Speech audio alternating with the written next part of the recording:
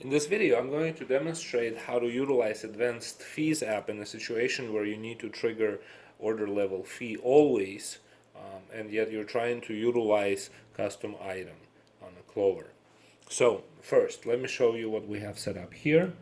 Here's our fee. This is how it's set up, right? So it's order level, it's percentage, and it's triggered always. Let's go ahead and save that. And let me show you the issue first. So here's the register, right? And if you go custom item, let's say that it's $15, you can see that the fee is not being charged. It stays at 0. And the reason why this is happening is because you're utilizing a custom item. The way to deal with this, sort of a workaround, if you will, is to create a variable price item. So let's call this, custom, same thing, custom item. Or you can call this anything you'd like,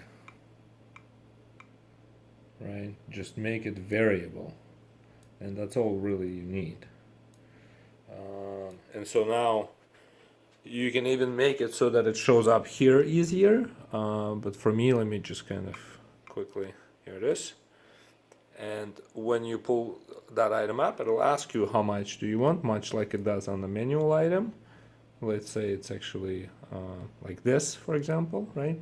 So you set a price, you go to pay, and now you can see that the sample fee is actually being applied at the percentage indicated.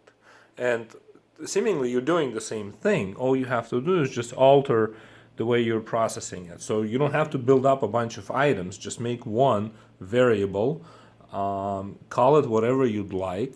And if you're doing the custom item, you might as well do this. And if you do this, then the fee applies. So that's the trick. There you go.